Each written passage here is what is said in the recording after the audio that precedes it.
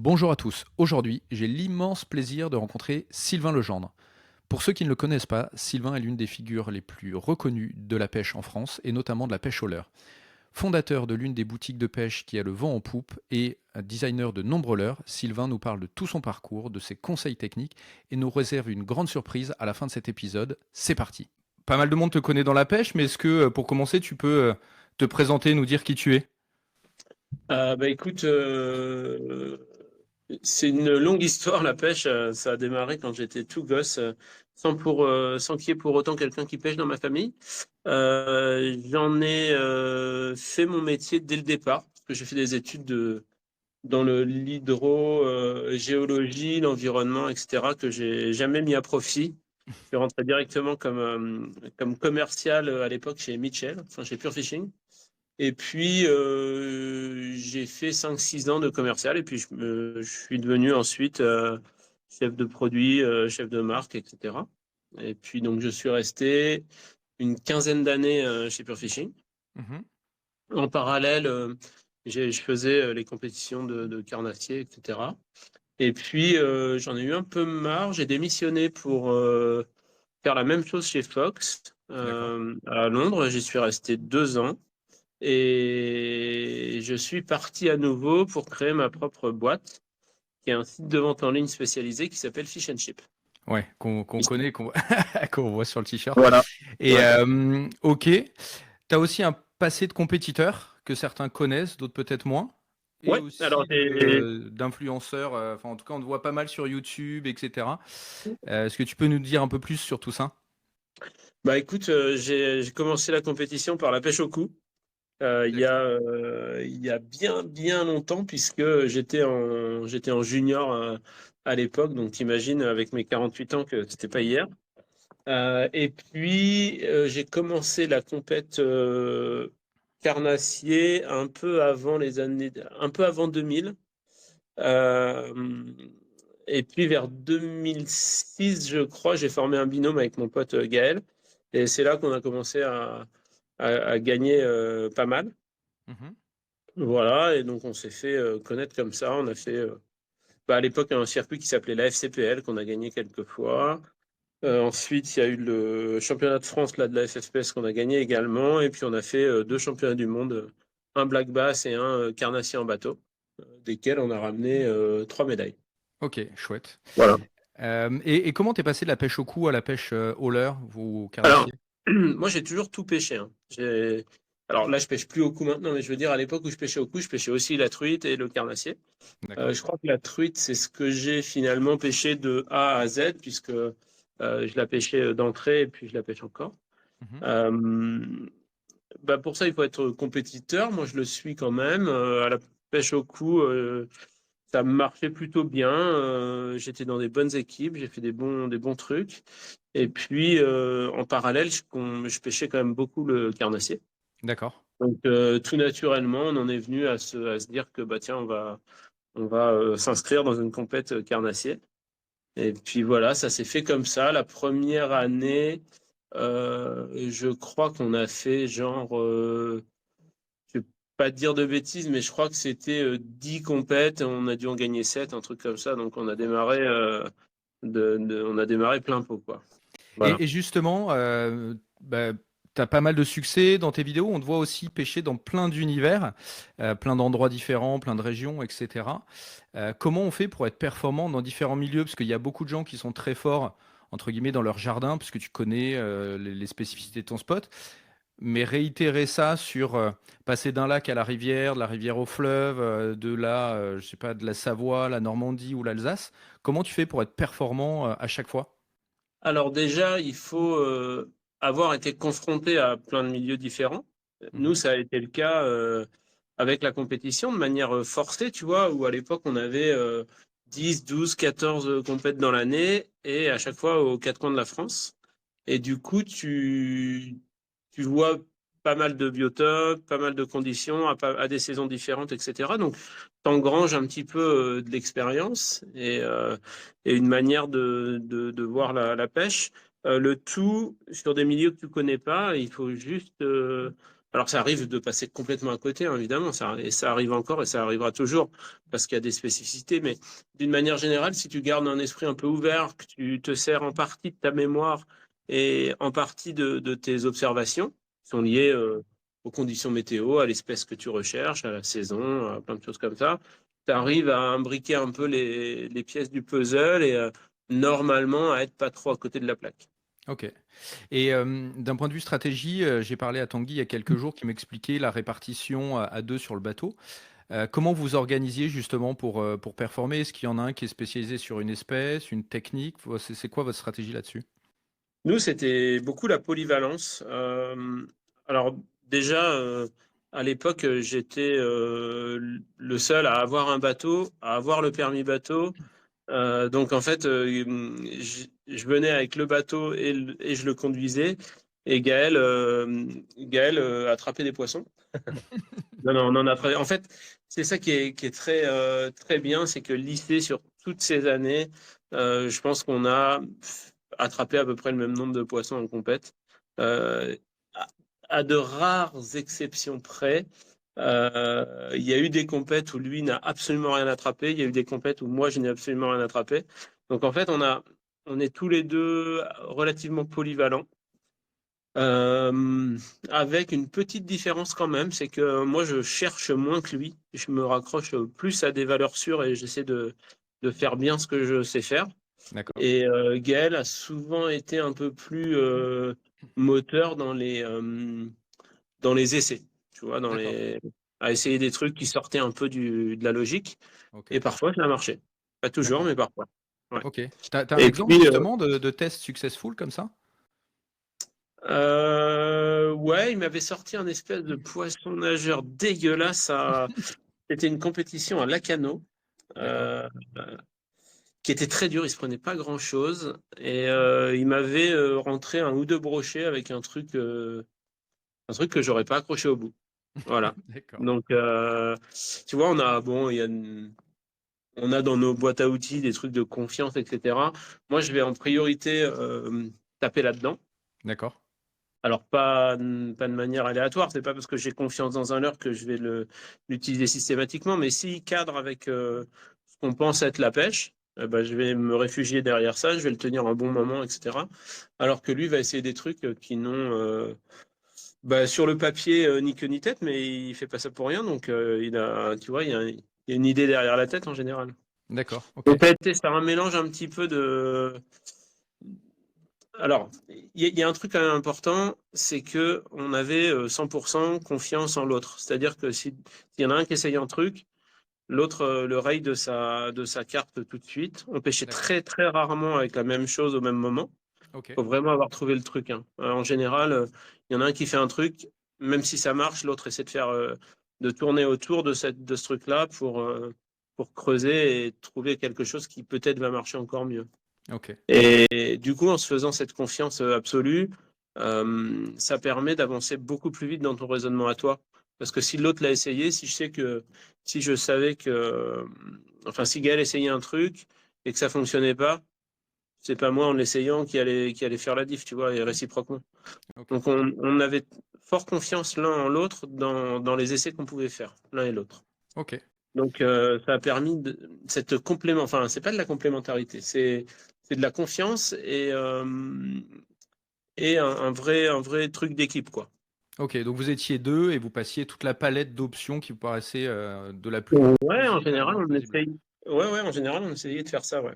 Ok, ok, très clair. Euh, tu as été aussi, je crois que tu as conçu quelques leurres. Je ne sais pas si c'est toujours le cas ou si tu collabores à ça. Est-ce qu'il y a des leurres dont tu es particulièrement fier d'avoir participé à la conception? Alors oui, j'en ai fait un paquet, hein, parce que au total, j'ai dû passer allez, une douzaine d'années en tant que chef de marque, donc j'ai fait beaucoup de leurres. Il y en a qui sont restés, il y en a qui sont passés aux oubliettes, hein, parce qu'on fait pas que du bon. Ouais, il y a des trucs dont je suis assez fier. On va dire que par exemple, le premier leurre que j'ai fait, c'était le Pulse Shad. Ah, une belle Chez référence. Berkeley. Ouais. Donc ça, c'est resté. Il y a encore des gens aujourd'hui qui l'utilisent. Le Pulse Chat, je l'ai créé en 2005. 2006. Il a dû être commercialisé en 2006 et je l'ai sculpté dans une usine en Chine, dans un bloc de cire en 2005. D'accord, Donc ok. voilà, ça c'était le premier, donc je peux dire que ouais, il a marqué un peu le truc. Derrière, il y a eu le Ripple Shad qui a suivi 1 ou 2 ans après.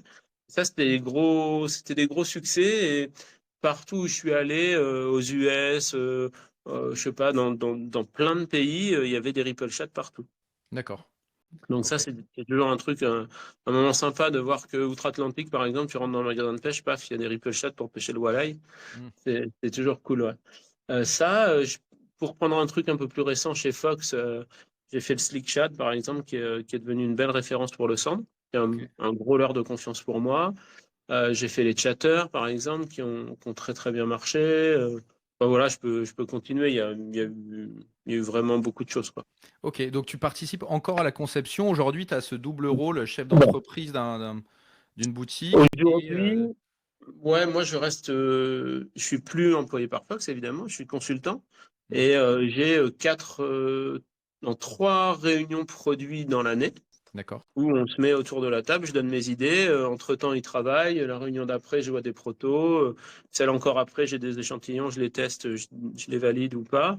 Alors j'ai plus la main sur 100% des produits, c'est-à-dire D'accord. que j'ai un gars qui fait à peu près la même chose que moi en Allemagne. Voilà, j'ai plus la main sur 100%. Par contre, il y a encore quelques produits sur lesquels je suis ouais, prescripteur et que je peux tester, etc. Ok, donc ça t'arrive encore d'être dans une situation de pêche et de te dire, tiens, là aujourd'hui, il m'aurait manqué ce truc-là, Ouais, et de bien faire sûr. remonter l'info. Ok. Il y a pour toi des leurres qui manquent ou des choses que tu aimerais développer là, des sujets d'actu un peu? Alors, de moins en moins, parce qu'au fur et à mesure des années, quand tu es dans une marque, tu réclames des choses. En fait, le moteur, ça a toujours été celui-là. Ça a été de se dire, voilà, je voudrais dans ma marque pouvoir pêcher, enfin avoir besoin de rien d'autre que ce qui existe dans ma marque. Mhm. Donc c'est sûr que quand tu arrives, je sais pas, chez Berkeley à l'époque où c'était 100% des produits américains qui étaient piochés dans l'assortiment et puis vendus pour la France, j'avais pas tout pour pêcher. Il manquait notamment un chat, c'est pour ça que j'ai fait le Pulse par exemple. Tu vois, enfin, dans la démarche, c'est ça. Donc au fur et à mesure des années, tu complètes la gamme et puis tu as besoin de moins en moins de choses. Aujourd'hui, oui, chez Fox, il manquerait quelques trucs encore. On y travaille. C'est pour ça aussi qu'il y a, je sais pas combien de nouveautés qui sortent tous les 2 mois là. C'est une marque qui est assez prolifique et du coup, il y a énormément de nouveaux produits qui sortent régulièrement. Ok. Euh, on a parlé de ta capacité à t'adapter à plein de milieux différents. Si demain, moi ou quelqu'un d'autre, on t'invite à pêcher sur un spot que tu connais pas, comment tu vas, enfin, en partant de chez toi jusqu'à être au bord de l'eau, quel va être ton déroulé pour essayer d'être dans le vrai? Alors déjà, moi, ce que j'aime beaucoup à la pêche, c'est découvrir des nouvelles espèces, des nouveaux lieux, etc. Mhm. Donc, il y a des chances que j'accepte l'invitation. Euh, je vais déjà regarder à quelle saison c'est, mais ça, on n'a pas besoin d'y penser en fait. Tu m'invites en été, je vais pas faire ma boîte de la même manière que si tu m'invites au mois de décembre. Mhm. Euh, je vais te demander quelles sont les espèces présentes, enfin les espèces dominantes, D'accord. et puis à quoi ressemble le spot. Est-ce qu'il y a des herbiers, est-ce qu'il n'y en a pas? Est-ce que c'est profond, est-ce que c'est pas profond?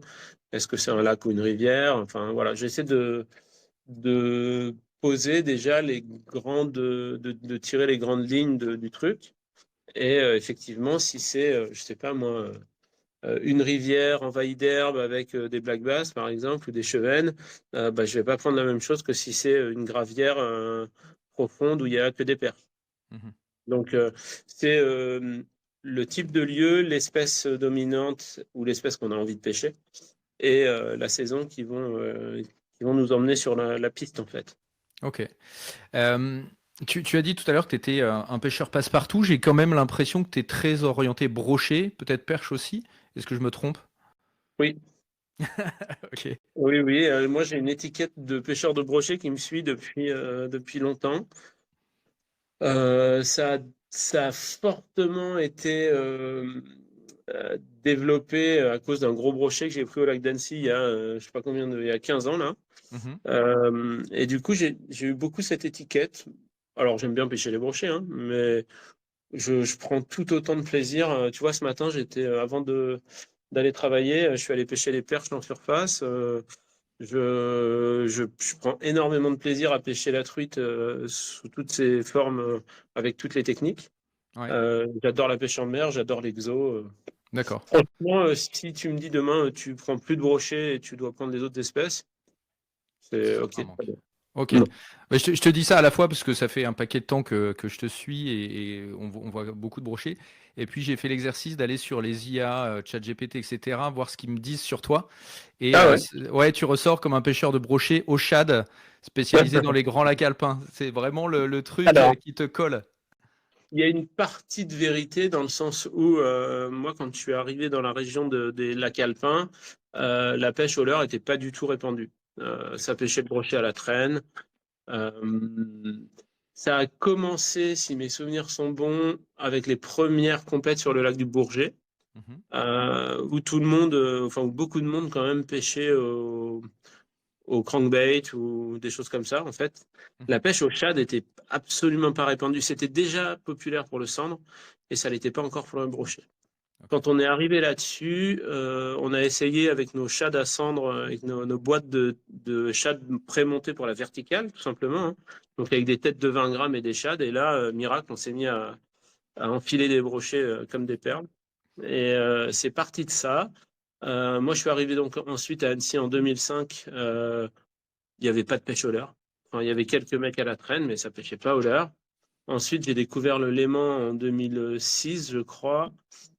Pareil, pas de pêche au leurre, pas de pression de pêche. C'était incroyable. Et j'y vais plus aujourd'hui dans ces lacs, tellement je les ai connus bons.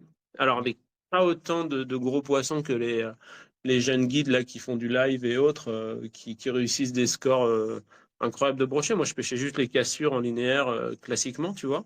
Mhm. Et bah, c'était la folie, quoi.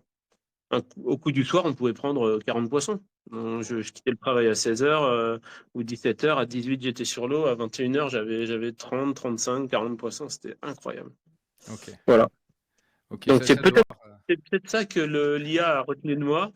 C'est que j'ai contribué assez fortement à populariser cette pêche-là, cette pêche au leurre souple sur les lacs alpins. Ouais.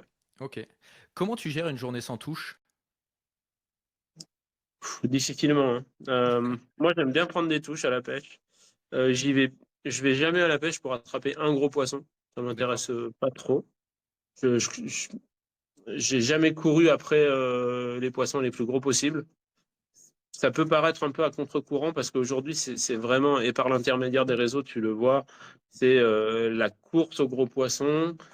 C'est des gens qui viennent par ici pêcher les lacs alpins qui sont déçus parce que ils ont fait que 3 mètres dans la semaine.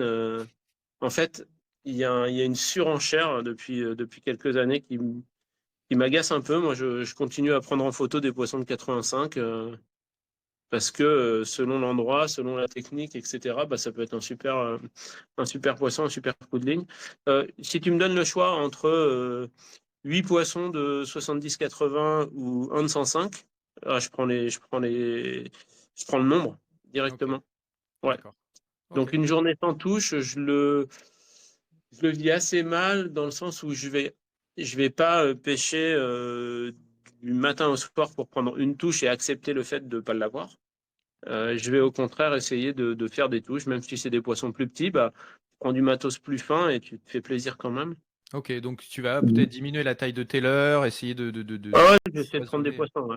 Ouais. Ok, ok. Parce que la pêche, ça reste quand même ça. Il faut prendre des poissons. Après, les gars qui sont un peu, je vais pas dire blasés, mais qui ont un gros volume de pêche, ils peuvent consacrer plusieurs jours dans leur saison à rien prendre, en espérant prendre un gros, en se disant je jette un parpaing du matin au soir, et puis au bout de 5 jours, j'aurai peut-être une touche, tu vois. Moi, Mhm. je suis bien occupé par ailleurs, donc j'ai pas assez de volume de pêche pour sacrifier des journées complètes sans rien prendre. Ok. J'aime bien qu'il y ait des actions, j'aime bien. prendre un poisson, enfin avoir, si tu veux, la récompense de prendre un poisson parce que j'ai mis un truc en place qui a permis de le prendre. Ok, donc Et t'es le gars. quasiment quelle que soit sa taille.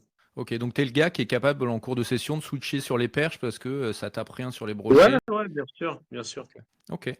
Pas de problème. Justement, est-ce que tu as un conseil ou des conseils à donner à un débutant dans la pêche? Euh, misez pas tout sur les youtubeurs qui parfois vous emmènent. Alors, c'est absolument pas un pic ou à destination de qui que ce soit. Je regarde très peu YouTube, mais je constate juste que euh, avant d'être des émissions de pêche, c'est des gens qui influencent, c'est leur métier, et ils influencent pas toujours avec le discernement nécessaire pour permettre à tout le monde de réussir. C'est-à-dire qu'on va te vanter telle heure, alors je sais pas, n'importe quoi, enfin telle heure, avec telle canne, tel montage, euh, mais c'est pas forcément mis, enfin il n'y a pas forcément de livret avec le mode d'emploi en fonction de d'où les gens vont pêcher. Ce qui fait que bah, tu vas croiser un gosse qui va pêcher avec une canne MH, avec un rock vibe de 8 pouces en texan, dans un endroit qu'il ne nécessite pas forcément, tu vois. Ok. Et du coup, je trouve que c'est un peu dommage. Alors ça, c'est un conseil. Il vaut ce qu'il vaut. Le conseil le plus important, ce serait de dire qu'il faut persévérer parce que la pêche, c'est dur. On a rarement des résultats immédiats. Ça, on est quand même dans un pays où c'est assez compliqué de prendre des poissons. Même Mhm. les gens qui sont les plus expérimentés, bah, ils prennent des capots et on est quand même dans un endroit où c'est pas facile, vraiment. Donc le conseil, c'est de rien lâcher, de persévérer et et d'essayer de réfléchir à ce qu'on fait. Euh, de- il faut avoir une certaine homogénéité dans sa pratique. C'est-à-dire Mhm. que si vous pêchez un canal avec des perches de 25 dedans, eh ben, il va falloir pêcher avec des petits leurres souples, des petites têtes plombées, des petits poissons nageurs, et pas avec le leurre de 8 pouces que vous avez vu sur YouTube, parce que le gars a fait 4 brochets avec. Et j'ai une question un Voilà. peu poil à gratter, mais c'est aussi ce qui se fait au travers des gens sponsorisés ou des gens qui écrivent dans les magazines, comme toi, comme ça a pu être mon cas à une époque. Tu es sponsorisé par une marque, tu as aussi tendance à mettre en avant, je sais pas, le leurre du moment qu'il faut mettre en avant. C'est pas juste une glissade vers un autre support, selon toi? Alors, moi, j'ai toujours, et je crois que c'est ce qui nous rend assez uniques, les quelques-uns qui ont duré et qui continuent à être sur le devant de la scène, c'est que on n'a jamais cédé aux sirènes du marketing en, en, en faisant la promotion d'un produit dont on n'est pas sûr à 100% qu'il est bon. Ok, C'est-à-dire que moi, ça a pu arriver qu'on me dise, bah, tiens, ce serait bien de parler de ça, et que je dise, bah non, soit c'est pas la saison, soit j'estime qu'il n'est pas au top, soit enfin, avec plein de raisons. Mais en tout cas, moi, j'ai toujours été employé par les marques de la pêche. mhm, Donc, il y a une certaine loyauté qui fait que tu parles en premier de leurs produits. Par contre, tu n'envoies pas les gens vers un produit qui est pas cool d'accord. ou qui est pas bon. Et j'ai toujours eu aussi le discours de dire, bah, moi, j'utilise ça parce que c'est la marque avec laquelle je pêche, de fait, hein, parce que, alors, il y a peut-être marque, oui, alors je pêche avec ces produits. Par contre, à la concurrence, il y a ça, il y a ça, il y a ça qui est aussi très bien. Et du coup, tu as quand même enfin, tu bâtis une certaine crédibilité et les gens que tu conseilles, bah voilà, tu les as bien renseignés et ultra honnêtement en fait. Et Ok. ça, mine de rien, les gens réussissent à faire la part des choses là-dedans en général. Mhm. Et promouvoir un produit à tout prix parce que c'est la marque qui le demande. Ouais, il y en a. Alors, il y en a qui le font, évidemment. C'est rarement ceux qui sont assis sur le truc depuis longtemps, tu vois. D'accord, ok. Nous, on peut Et se permettre de dire, bah non, je vais plutôt parler de ça parce que ça me paraît plus pertinent. Et en général, on n'est pas embêté. quand j'ai échangé avec Tanguy, justement, il me disait que lui, il était, je vais pas dire fier, mais en tout cas assez à l'aise sur le fait de pêcher aussi avec des leurres d'autres marques, que ça Mhm. l'aidait à développer, à savoir ce qui fonctionnait pas, à avoir même des idées sur des nouveaux produits, etc. Est-ce que toi, c'est quelque chose que tu fais? Alors, ouais, bah bon, Tanguy, il n'a pas le choix s'il veut attraper des poissons. Euh, alors, ça peut m'arriver quand il n'y a pas dans ma marque un produit qui est indispensable. Tu D'accord. vois, je sais pas, je vais prendre un exemple. Allez, ça mord au leurre à hélice. Tu vois, genre un Whopper Plopper, un truc comme ça, un Buzzbait. Bon, j'en ai pas dans ma marque. Ouais, je vais faire ça. Si et effectivement je le rejoins sur la conception, c'est-à-dire que bah tiens, ça met en lumière un manque dans ma gamme. J'estime que c'est important pour un pêcheur d'avoir ça dans sa boîte. Mhm. Hop, je peux le faire. D'accord. Si, alors encore une fois, s'il est économiquement viable, c'est-à-dire que sortir un Buzzbait Fox Rage, non, je vais pas le faire. Je Mhm. vais pas le faire. Mais le jour où il y a cette pêche-là à faire, je prendrai un de la concurrence et très bien. Après, il ne faut pas croire non plus que la concurrence entre les marques, elle soit complètement, que ce soit à couteau tiré, que tout ça, on se connaît tous, la plupart, on s'apprécie. Voilà, il n'y a pas. Alors oui, c'est de la concurrence. Après, on est quand même tous dans le même délire. Donc, en Oui, général, puis ça se voit. certains sont passés d'une marque à l'autre. Enfin, tu disais que tu as pêché avec Gaël Bien quand vous sûr. étiez chez la même marque. Aujourd'hui, vous êtes chez Ouais, deux différentes, etc. ouais. Moi, j'ai eu deux sponsors dans ma vie pour le moment. Donc, oui, j'ai à un moment donné plus du tout utilisé Berkeley et je me suis mis à utiliser Fox. Mhm. Pour autant, bah, je dis pas du tout que les produits Berkeley sont pas bons puisque c'est moi qui les ai faits. Ok. Est-ce qu'il y a un rêve de pêche encore inassouvi? Je rêve pas de. Non, j'ai pas de réel objectif. J'ai pas de réel objectif si ce n'est de continuer à en profiter longtemps en fait. Je voudrais que ça dure encore. Voilà. Ok. Après, j'ai pas. J'arrive à un âge où tout peut arriver, tu vois, où tu peux te dire, bah, peut-être que dans 2 ans, 10 ans, c'est fini. Moi, j'ai envie de le faire encore longtemps. Ouais. J'ai pas, je me dis pas, ah, je veux absolument prendre, je sais pas, un cendre d'un mètre. En fait, ça évoque rien pour moi. Si je l'attrape, je serais ultra content, le poisson sera magnifique, je serais très content. Mais je veux dire, si je le prends pas, j'aurais pas une once de déception puisque je m'en suis pas fait un objectif. Et ça, Ok. c'est vrai pour tous les poissons. Ouais. Je m'en tape. Je cherche pas forcément à prendre le plus gros possible, mais par contre, je vais en prendre beaucoup pendant encore longtemps. Il y a des poissons que tu n'as pas encore pris, que tu aimerais pêcher? Des dizaines, évidemment. Il y en a pas un où tu Euh, dis, putain, celui-là, j'aimerais quand même bien l'avoir fait un jour? Alors, si, il y en a. Il faut que je commence une petite liste d'ailleurs, parce qu'il va falloir s'en occuper sérieusement. Il y a encore quelques espèces emblématiques que j'ai pas réussi à attraper. Je pense notamment au tarpon. Moi, j'en ai tenu quelques-uns que j'ai jamais sortis. Faudra un de ces jours que je me fasse un trip au tarpon pour avoir la chance d'en prendre un. Ok. Ouais. Et d'ailleurs, j'ai eu cette discussion avec Patrick. Quelle destination tu vises pour pêcher un tarpon? Plutôt l'Afrique pour un steak, plutôt la Floride pour maximiser tes chances? Alors, ceux que j'ai tenus, c'était en Floride.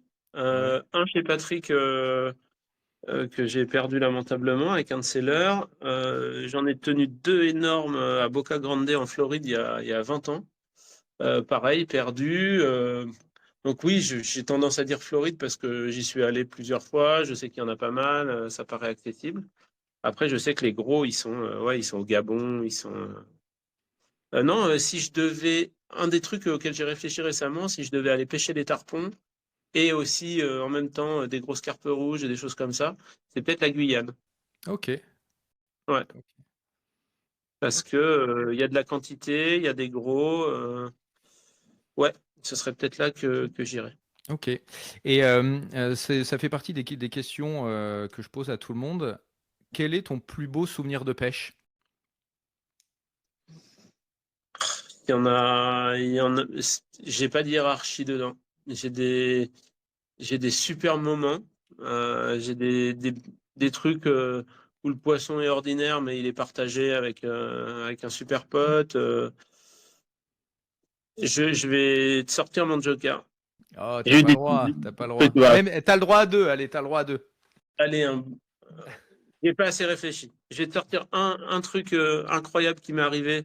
C'est un gros thon à dents de chien en Inde qui m'a pris à 30 mètres sous la surface et qui retournait dans 200 mètres de fond. Un Waouh. combat épique, un poisson de dingue. C'était absolument génial. C'est un poisson qui m'a marqué quand même. Ça, j'ai adoré. Et ouais, je vais dire ça. Je vais dire ça, Ok. allez. Bon, Ah, et c'est puis c'est si, cool. cet énorme brochet du lac d'Annecy, là. C'est quand même, Ah, mais c'est oui. c'est le truc où tu te rends pas compte encore des heures, des jours après, tu te rends encore pas compte de ce qui t'est arrivé, tellement c'est un coup de chance phénoménal, quoi. Et justement, tiens, c'est une des questions que me posais, parce que ce brochet, il a quand même fait le tour du monde quasi, hein, parce que c'est un sacré truc. Comment t'en es arrivé à le pêcher? Enfin, c'était quoi cette journée-là? C'était une journée normale après le boulot? C'était une journée Alors, pour ça? non, c'était une journée complète. J'étais encore dans une phase de découverte parce que quand tu vas sur un lac, tu as tendance à faire tout le temps la même chose. Tu vas toujours sur les postes qui mordent, etc. J'ai emmené un gars le matin. Je sais même plus qui c'était, tu vois. Bref, on a pêché à deux le matin sur les postes habituels. Ça mordait, c'était une bonne journée. J'avais fait un poisson maîtré d'ailleurs sous un bateau au lac d'Annecy. J'ai déposé ce gars le midi. Il avait un autre truc à faire l'après-midi. Et j'ai continué en solo et je me suis dit, bah tiens, je vais pêcher que des nouveaux spots, que des trucs D'accord. que j'ai pas encore pêchés. Donc à l'époque, on n'avait pas les cartos précises comme maintenant, évidemment pas le live, j'ai un sondeur basique, etc. Mais néanmoins, j'allais sur les zones que j'avais pas encore pêchées pour essayer de mieux les comprendre et mais surtout d'en découvrir des nouvelles. Et puis sur un grand plateau sur lequel j'étais jamais passé, j'ai vu un gros écho au sondeur, j'ai déposé sous le bateau et j'ai attrapé ce poisson. Trop facile. Bah ouais, il aurait jamais dû mordre. Quand j'ai vu qu'il n'y avait pas de réaction, j'ai mis deux grands coups dans la canne, comme quand on se débarrasse d'une herbe. Parce que souvent, ces gros poissons-là, et pas que les gros d'ailleurs, mais les brochets beaucoup, réagissent sur des trucs un peu erratiques ou un leurre qui démarre d'un seul coup. Et sur une grande claque dans le leurre, il l'a aspiré jusqu'à l'odophage. Ah ouais. Ouais, Ok. Propre. voilà, et une petite chance. J'étais probablement, sans le faire exprès, à la bonne distance du poisson. J'ai fait le bon truc au bon moment. Ouais, il y a rien de, il n'y a pas de stratégie derrière tout ça. C'est un beaucoup de chance, quoi. Oui, oui, bon après, il fallait être sur l'eau, il Exactement. fallait lui passer devant, etc. Ok. Bien sûr, mais voilà, c'est avant tout un coup de chance. Ok. Est-ce que on peut passer sur quelques conseils techniques? Alors, tu nous as dit que tu pêchais un peu de tout, mais on va peut-être essayer de se focaliser sur un ou deux sujets. Justement, pour le brochet, si tu avais quelques conseils à donner à une personne qui souhaite acheter une canne, un débutant là, qui est devant le rayon. Aujourd'hui, il y a des rayons, on ne sait plus trop où donner la tête, le casting, le spinning, des grandes, Mhm. des petites, des Mhm. grosses, etc. Comment Sylvain Legendre, il choisirait une canne à pêche pour pêcher le brochet? Alors déjà, il faut voir si on est à l'aise avec l'idée de pêcher en casting. Moi, je prendrais une canne casting pour le brochet. Mhm. Ça permet de jeter tout type de leurre. C'est quand même plus sympa, plus fun. Et puis, je prendrais une canne pas trop puissante. Aujourd'hui, il y a un peu aussi, là encore, une surenchère aux gros leurres, aux gros poissons, aux cannes puissantes. On a des cannes qui jettent 600 grammes, 800 grammes. Enfin, c'est des trucs de ouf. Moi, je prendrais une 20-80, une 20-90, tu vois, un truc qui permet de jeter du petit et du moyen. Parce que D'accord. ça va être 80% des leurres au final qu'on va jeter. Tout le monde n'a pas un lac alpin à côté de chez lui, donc faut une canne qui soit capable de jeter un spinner, un chatter, un shad de 15 cm avec 10-20 grammes en tête, un truc comme ça. Donc je prendrais une canne casting. Aujourd'hui, il y a de très bonnes cannes pour moins de 200 euros. Il y a des trucs qui sont vraiment très bien. Ok. Donc j'irai sur un produit comme ça, ouais. Quelle taille? Enfin, comment on choisit la taille, etc. Est-ce que toi, tu as Pas trop un... court, parce que si on pêche, même en bateau, il faut un peu de levier, et puis du bord, il faut un peu de longueur quand même pour avoir un bon contrôle de la bannière, un bon contrôle du poisson aussi quand il y en a un au bout. Je prendrais une canne qui fait, je sais pas, 2,20 m, tu vois, dans ces eaux-là. Ok. Ouais. Est-ce qu'il y a des facteurs que tu regardes sur une canne, je sais pas, la taille du talon, la prise en main? Est-ce que il y a d'autres sujets que ceux-là que tu regardes? Alors oui, bien sûr, la longueur et la puissance, c'est deux données importantes, mais il n'y a pas que ça. Effectivement, la longueur de talon, elle est à prendre en considération en fonction de la technique que tu veux faire. C'est-à-dire qu'une canne qui va te servir qu'à jeter un gros leurre, à cranker, là, à ramener tout droit, bah, tu peux prendre un grand talon pour le caler sous le bras, avoir une position confortable, canne basse.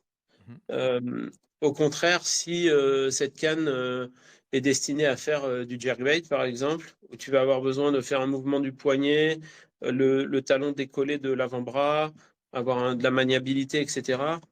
Bon, un talon plus court, c'est mieux.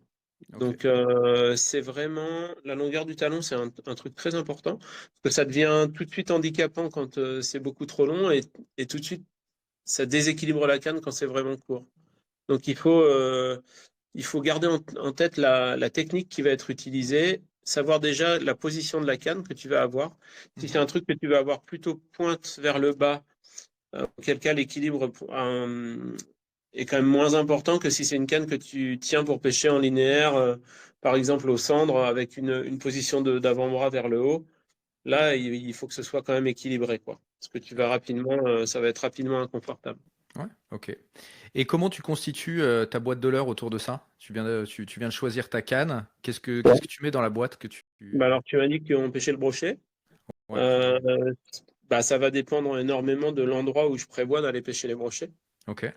Mais je mets quelques poissons nageurs, tu vois. Un jerkbait minnow, un, un jerk, un wobbler. Alors moi, je suis forcément plus familier de la gamme Salmo, mais je mets un slider et un sweeper déjà, tu vois. D'accord. Après, je mets un crank. Je peux mettre si je vais pêcher le brochet, je peux mettre un LC 2.5. Tu vois, ça, c'est une bonne règle. Je vais mettre un chatter, les bladed jig là, qui sont bien, un truc pas trop lourd, pas trop léger, 17 grammes avec un grub derrière, par exemple. Je vais mettre un shad à ramener doucement, tu vois. J'essaie de te citer plusieurs marques hein, en même temps. Ça peut être un Dunkel de chez Ilex, ça peut être ben, un ProShad avec une tête à visser dessus, ça peut être voilà, un truc qui va se ramener doucement en montrant ses flancs, en nageant pas trop profond. Ok. Poisson, donc un ou deux poissons nageurs, notamment des jerks, parce que sur le brochet, c'est absolument incontournable. Et puis un ou deux leurres à palette, spinner, chatter, enfin des leurres comme ça, quoi. Ouais, ok. Voilà. Sur le chatter, les gens se questionnent un peu beaucoup, vite, pas vite. Qu'est-ce que tu mets comme trailer, comme l'heure sur la queue, etc. Toi, c'est quoi ton parti pris sur l'utilisation du chatter? Le parti pris, ça va être que en fonction, si je veux que ça pêche vite, je vais adapter, ou lentement à l'inverse, je vais adapter mon trailer avant d'adapter autre chose. C'est-à-dire que à poids égal, si je veux pêcher les perches, donc pêcher plutôt vite avec mon chatter, je vais mettre un finesse derrière, quelque Mhm. chose qui va pas du tout le freiner, qui va avoir assez peu d'impact finalement. Si je veux pêcher les brochets avec et pêcher du coup un peu plus doucement, alors il y a des fois où les brochets prennent très vite, hein, c'est pas la question, mais d'une manière générale, si je veux avoir une action, que mon leurre reste pêchant à la descente, ce qui est en général très bon aussi pour les brochets, je vais prendre un grub, tu vois. D'accord. Ça va le freiner à la fois dans le mouvement linéaire vers l'avant et à la fois dans sa descente, dans sa chute. Ok. Donc, euh, Et quelle taille de grub tu mettrais derrière?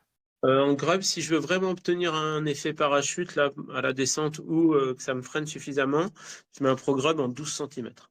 D'accord. Ok. Si je veux juste une flagelle euh, qui a cet effet visuel, vibratoire, un truc plutôt qui impacte moins la nage, je vais mettre un 10 centimètres. D'accord.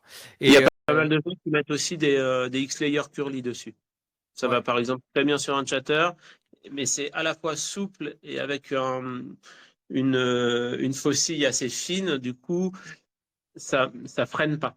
Donc c'est un truc qui est beaucoup plus polyvalent qu'un grub à proprement parler. Ok. Moi, j'ai tendance, tu vois, quand je vais pêcher le brochet en Hollande dans les canaux, à mettre des gros shad derrière, tu vois, un swing impact, un truc comme ça, mais en 15 Oui, centimètres.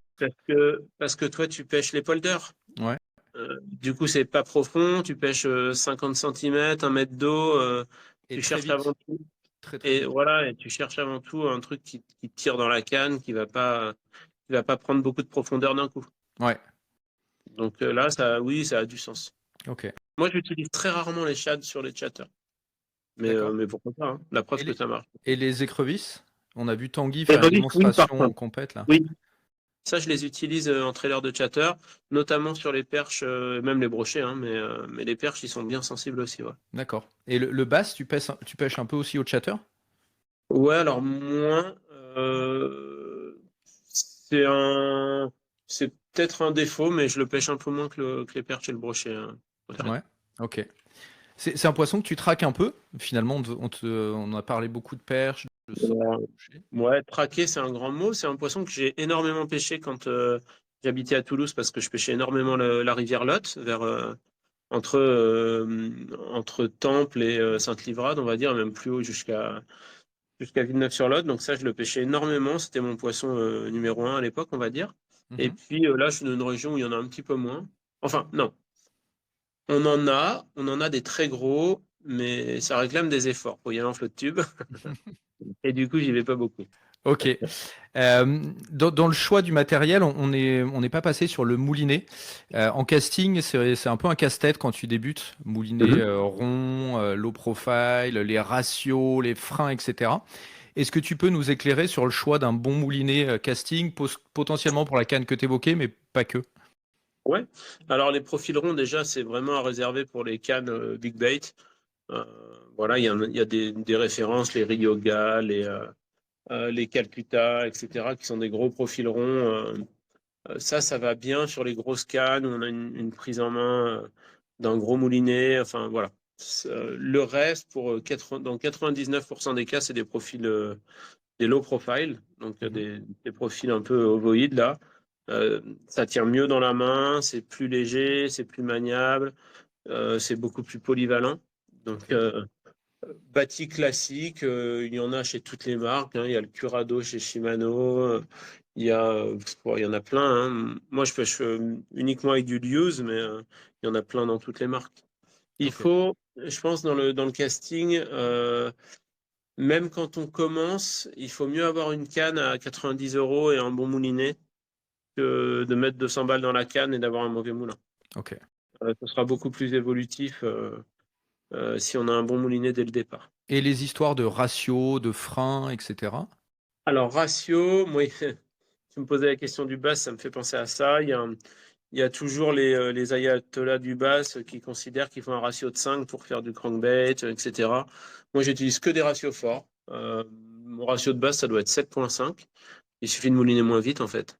Donc, j'ai quasiment que des ratios élevés, ouais. D'accord. Tu peux tout Ok. faire, en fait, avec un ratio élevé. Moi, je pêche assez vite d'une manière générale. Donc, ça me correspond bien. Je trouve que 7,5, c'est entre 7 et 7,5, c'est des bons ratios, ouais. Mais je trouve que c'est plus agréable de ralentir plutôt que d'avoir un ratio Bien sûr, faible et de devoir être à bien fond les sûr. gamelles pour amener un truc, quoi. Oui, oui, tout à fait. Ok. Il y a on a parlé un peu de ça avec Tanguy, des tendances de marché, d'évolution de la pêche, etc., que tu ressens, que tu vois au travers de ta pratique, au travers Alors, oui, bien sûr. des marques, etc. La, la plus grosse tendance, elle a été drivée par un événement technologique, l'arrivée du live, Ouais. où là, bah, ça a créé une énorme demande sur bah, les produits de nautisme, mais aussi les leurs et les cannes adaptées. Ça fait partie des grosses tendances, ouais. D'accord. Et c'est encore le cas aujourd'hui, parce qu'il y a eu pas mal de Oui, débats bien autour sûr. de ça. Bien sûr. Alors, tu as toujours des gens qui sont contre. Je discute pas ça, en fait, hein. Pourquoi pas, hein, tu as le droit de pas aimer. Moi, j'en fais un tout petit peu. Je suis pas ultra fort dedans, mais j'aime bien la techno parce que elle te permet d'apprendre énormément de choses sur les poissons et surtout de démonter complètement des croyances qu'on avait depuis toujours. Par exemple. Donc, bah, par exemple, un cendre, ça se prend pas dans le pas d'eau en plein soleil, tu vois. Mhm. Sauf que là, dans de l'eau claire à 3 mètres sous la surface, on prend des cendres de 80. Donc, on, on- on a dû toujours te faire croire que un bon pêcheur de cendre, il pêchait léger profond, tout doucement, avec des petits shads. En fait, on s'aperçoit que finalement, même au mois de décembre, eh ben, tu leur mets 70 grammes de plomb, un finet 125 centimètres et tu fais que des beaux. Ouais. Donc, ça a permis ouais, de comprendre des choses et finalement d'avancer dans la connaissance du poisson et puis dans les techniques. Donc, je pense que ça, c'est bien. Donc, ce que je te disais sur le live, c'est que oui, il y a des gens à qui ça va pas plaire, mais d'une manière générale, il y a énormément de monde qui s'est équipé. D'accord. Euh, et du coup, en ce sens, c'est une vraie tendance. Ouais. Ok. Euh, et c'est une tendance, parce qu'on a tendance à voir ça dans des lacs, etc., des espaces assez grands.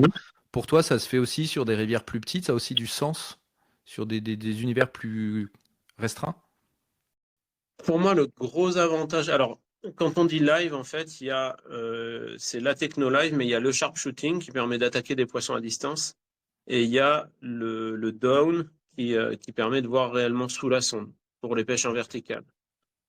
Ok. Le down, alors il a du sens oui et non, il permet d'améliorer ses résultats de pêche parce qu'on peut adapter son animation à la réaction du poisson.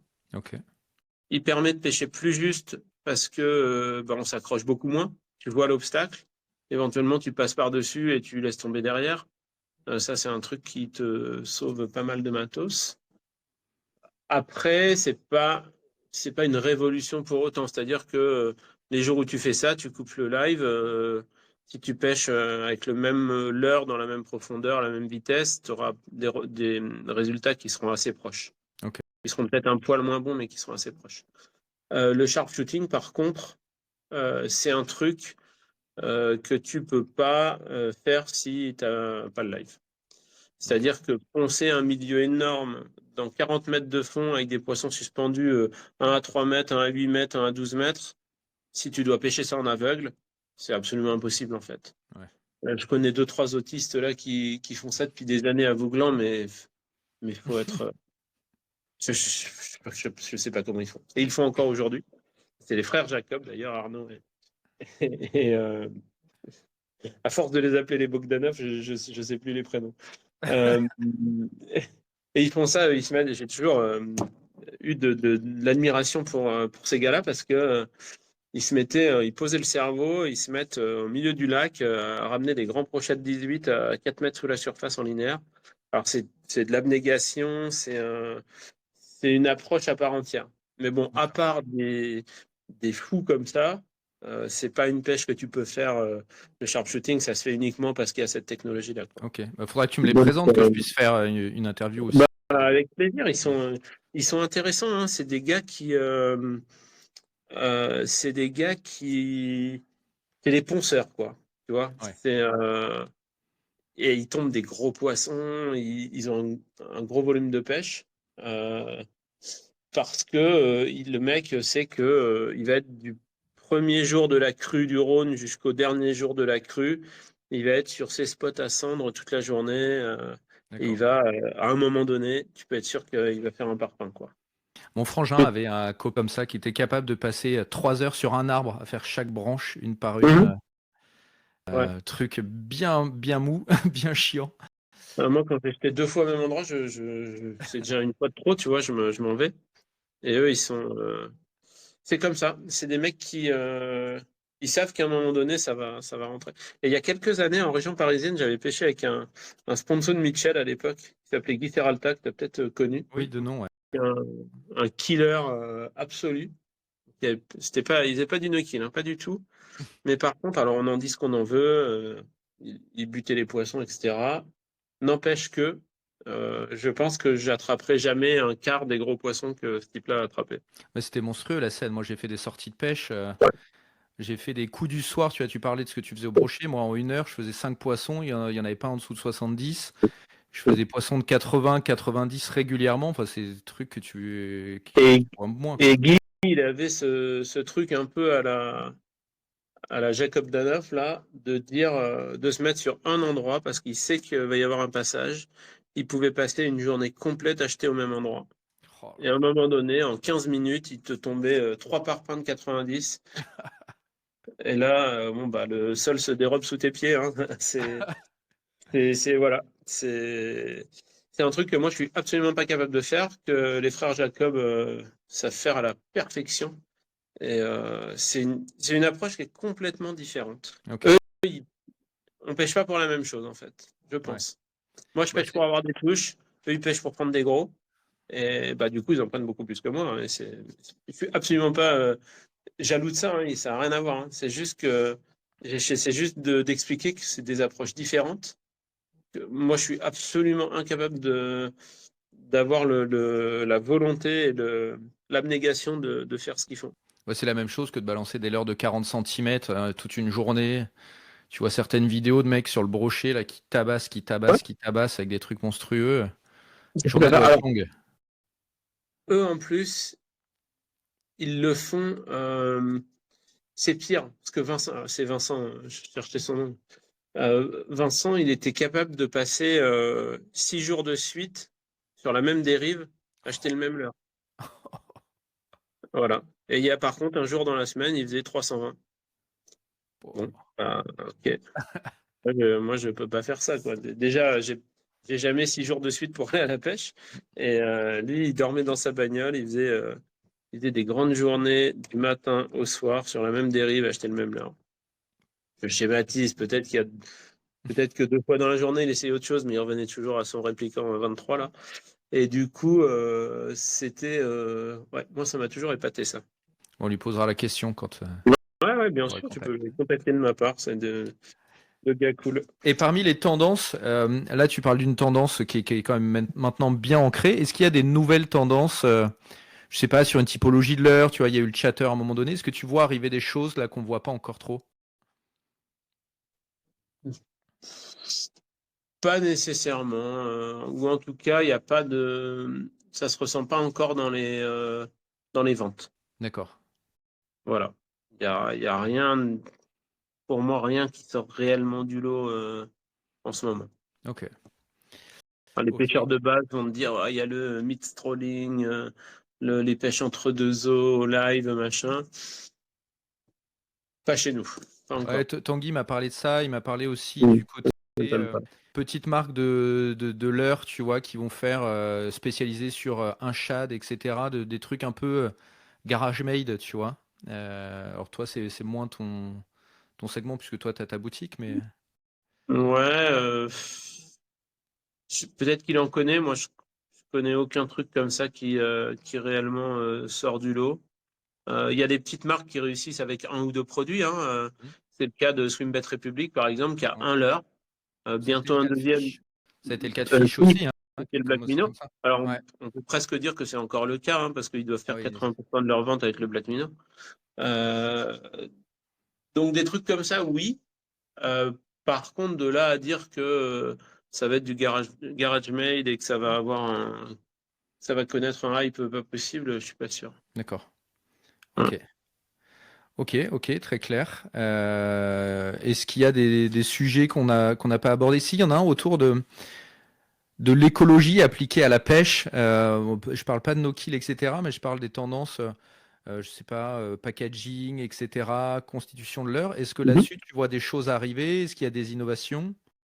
Alors, il y a des choses à faire. En tout cas, il y a des marques qui. Alors, je parle toujours un peu de Fox, hein, je suis désolé, ça tourne un peu en boucle parce que, comme je suis dans l'équipe de développement, je suis encore concerné. Mais au niveau des packaging, oui, à chaque fois qu'il y a un nouveau développement, il y a une vraie partie consacrée au packaging où on essaie de ne pas mettre de plastique, par exemple. Ok. On fait du 100% carton, on élimine au maximum ça. Il en demeure pas moins que le produit à l'intérieur, c'est un putain de leurre en plastique, éventuellement avec des hameçons en ferraille et des lestes en je sais pas quoi, en zinc ou en autre. Donc, sur les leurres en eux-mêmes, je pense qu'il y a quelque chose à faire. Ok. Quand j'ai monté la boîte, là, au bout de 2 ans, j'avais la possibilité d'embaucher un peu. J'ai euh, j'ai pas pris quelqu'un pour faire les paquets des clients, j'ai continué à le faire moi-même. Par contre, j'ai pris un gars pendant 6 mois et puis qui faisait une thèse sur les plastiques biodégradables. Mhm. Et puis on a bossé là-dessus en partenariat avec une université. Mais ça, c'est une petite initiative privée, quoi. C'est-à-dire qu'on a eu des petits résultats qui étaient pas suffisants pour faire un produit de pêche réellement abouti. Ok. Donc, j'ai pas pu aller plus loin parce que c'était Sylvain Legendre et Fish and Chip, quoi. Ça aurait été une grosse marque, peut-être qu'il y avait moyen de D'accord. creuser plus loin, mais j'ai fait ça parce que je suis réellement persuadé qu'il y a un virage à prendre à ce niveau-là. Ok. On, on se positionne en défenseur de la nature, en sentinelle, en tout ce qu'on veut. D'ailleurs, les pêcheurs sont les premiers à dénoncer les pollutions, etc. Et je trouve ça génial. Mhm. Euh, il- Au niveau industriel, par les professionnels de la pêche, il y a des choses à trouver pour améliorer justement tout ça, Ok. au niveau des leurres notamment. Ouais. Par rapport à à cette initiative-là, le fait que tu sois entrepreneur aujourd'hui, ton parcours, etc., tu n'as jamais eu la volonté de commencer à lancer ta gamme de leurres, ta gamme de cannes ou que sais-je? Alors, j'y ai pensé, bien sûr. Euh, il y a deux raisons qui font que j'ai pas encore fait ça. C'est que, d'une part, euh, mon partenariat avec Fox s'en trouverait remis en cause. Et aujourd'hui, Fox me permet de manger sans pour autant me salarier sur ma boîte, sur Fish and Chip. Ce Ok. qui fait que je peux réinjecter les quelques profits dans le développement de la boîte en elle-même, hein, tout simplement. Donc, Mhm. ça, c'est une des raisons. La deuxième raison, c'est que pour lancer efficacement une marque aujourd'hui, il faut beaucoup d'argent parce Mhm. qu'il faut un vrai plan média, marketing, etc. Il faut payer les moules des produits. Sur des leurres et des têtes plombées, des cannes, il n'y a pas de moule, mais je veux dire, à lancer un truc, il faut suffisamment de produits et de bons produits et du stock et surtout du marketing. Et j'ai pas les moyens de faire ça pour le moment. Ok. Voilà. Je dis pas que ça arrivera jamais, mais c'est pas dans les projets immédiats. Alors j'ai D'accord. fait deux, trois petits trucs. Je veux dire, il y a sous la marque Fish and Chip ou sous la marque Last Cast, qui est un truc que j'avais déposé au début aussi. J'ai fait des petites balles tungstène, des pochettes pour les leurres, enfin des trucs que je trouvais pas ou peu chez les fournisseurs à l'époque. Et des chaussettes de canne, enfin vraiment des bricoles, quoi. J'ai fait quelques Très bricoles bien, pour. d'ailleurs. Très bien les balles. Moi, j'ai des clients. Très Ok, bien les balles que ok. tu as fait. Bah, c'est gentil, merci, mais c'est de la poupouille, tu vois. Ah, ok. Donc, j'ai pas encore comme projet à court terme de lancer des gammes de produits. Et admettons que demain, tu aies les moyens, peut-être quelqu'un nous écoute et a les finances pour ça. C'est quoi le premier truc c'est quoi le premier truc que tu lances? Bah, moi, mon cœur de métier, entre guillemets, c'est les leurres. Donc, je pense qu'il y a quelques trucs sympas à faire avec les leurres, ouais. Ok.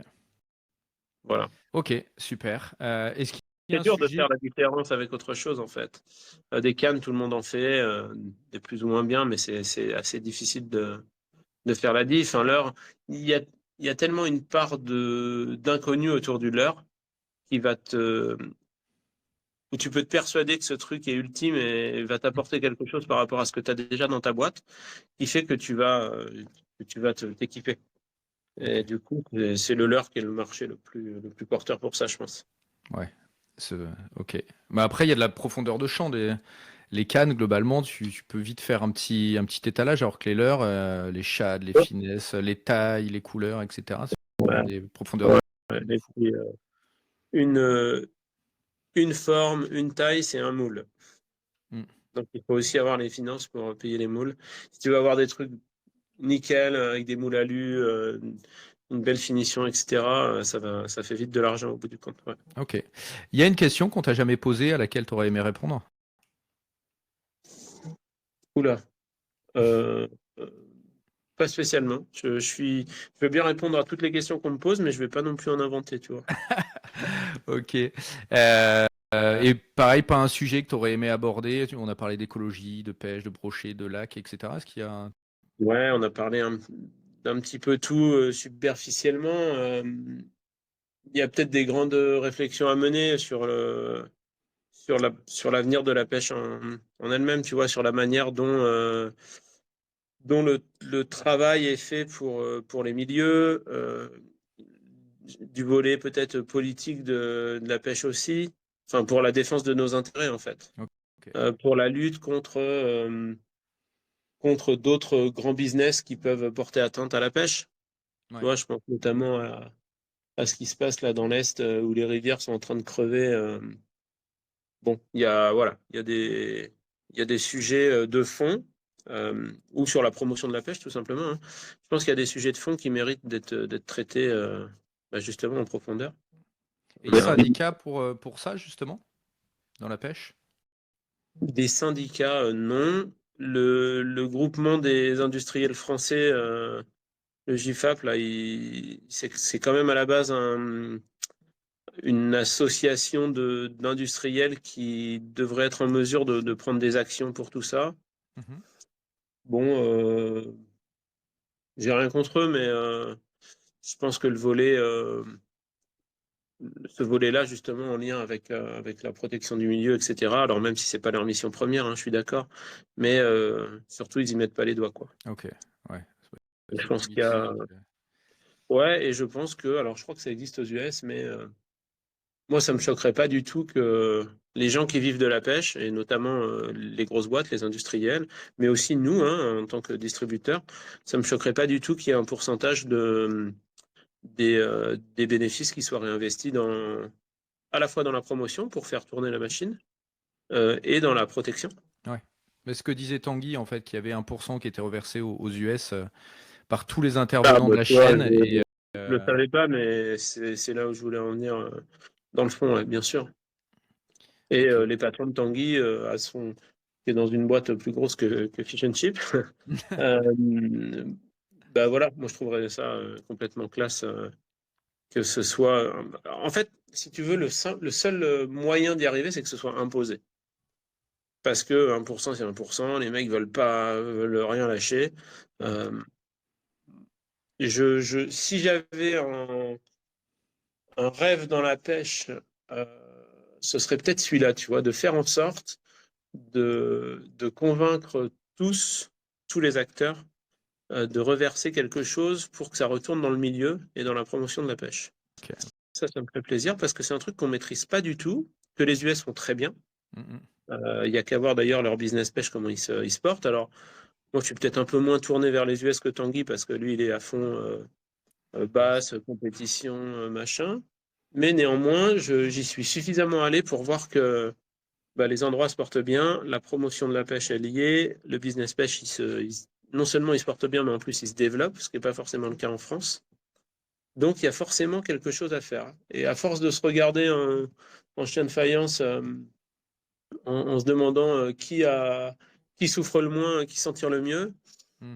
bah, je pense qu'il y a un peu de perte de temps et j'aimerais bien que collectivement, en fait, il y ait un juste retour au milieu pour que bah, ce soit justement plus facile d'attraper des poissons, qu'il y ait des actions mises en place. Au final, la, ouais, la finalité, c'est ça. C'est que ça rend la pêche plus accessible à tous, ça permet des résultats un petit peu plus faciles au final et un peu plus immédiats. Et il n'y a rien de plus facile que de se décourager de la pêche quand tu commences. Ouais, C'est ouais, ouais. excessivement difficile. Tu prends un ballon, ou tu prends une balle de tennis et une raquette, tu vas pas être sinner au bout de 6 mois, mais néanmoins, tu arrives à taper dans ta balle Mm. et à avoir un résultat immédiat. À la pêche, tu peux jeter ton leurre pendant des putains de dizaines d'heures sans avoir la moindre touche si jamais tu fais un petit truc qui va pas, quoi. Ouais. Donc, Ouais, et c'est puis il y a tellement compliqué, un milieu tellement. difficile aussi, quoi. Ouais, bien sûr, beaucoup trop difficile. Ouais. Du coup, voilà, c'est peut-être un peu le point qui me ferait, qui me fait un petit peu fantasmer, quoi. C'est de se dire, bah, tiens, que collectivement, il y a un truc de décider pour que on facilite l'accès à la pêche. C'est dingue parce que c'est un sujet, tu vois, Tanguy m'en a parlé, toi tu m'en parles, j'ai des discussions avec pas mal de gens Alors, du je sais milieu. pas, je savais même pas que tu avais interviewé Tanguy et pour tout te dire, il y a une demi-heure, je savais pas ce que c'était ton média. Donc, ça veut quand même dire que c'est un truc qui est pas complètement idiot. Si tu en as parlé spontanément et moi aussi, c'est qu'on ressent un besoin à ce niveau-là. Ouais. Mais je pense que vous n'êtes pas les seuls, c'est pas la première fois que j'ai ce genre Ah de bah, discussion et super bien. que tout le monde s'en parle, quoi. L'idée, c'est d'essayer de trouver quand, comment, qui pourrait lancer la première étincelle à ce truc-là. Mhm. Mhm. Eh ben écoute, merci Sylvain. Bah, Est-ce qu'on on a fait un tour rapide, hein, on aurait pu parler plus longtemps, mais un tour oui. intéressant. Écoute, moi, Merci j'ai à rien toi. de spécial à raconter, hormis ça, c'est déjà pas mal. C'est déjà pas mal. Si j'ai une petite question, encore poil à gratter pour terminer, est-ce que tu nous ferais un petit code promo pour les gens qui feraient une commande chez toi? Ouais, bien sûr. Alors ça, c'est possible. Il faut que j'ai le nom de ton média là, Ouais, je que vais j'ai noter. déjà oublié. Tous des On Tom est tous Sawyer, mais des Tom Sawyer. Tous des Tom Sawyer. TD. oui. TDTS. TDTS. Et ben, on va faire un code promo qui va s'appeler TDTS et Ok. qui va être utilisable une seule fois par personne et qui va donner 10% de remise sur l'ensemble du site pendant quelques semaines. Eh ben, génial, je te remercie. Je le Ok. mettrai en commentaire pour ceux Ouais, qui ont pas réussi à le noter. Merci à toi, merci pour ça et merci aussi pour le temps que tu m'as accordé. Il y avec a plaisir. beaucoup de gens qui m'avaient demandé de te solliciter, donc je suis content que tu aies répondu positivement. Parce que on s'est pas vu souvent, on se connaît assez peu finalement. Et voilà. En tout cas, merci à toi, Ok. merci beaucoup. Eh ben, je t'en prie. À bientôt. À plus. Ciao. Ciao.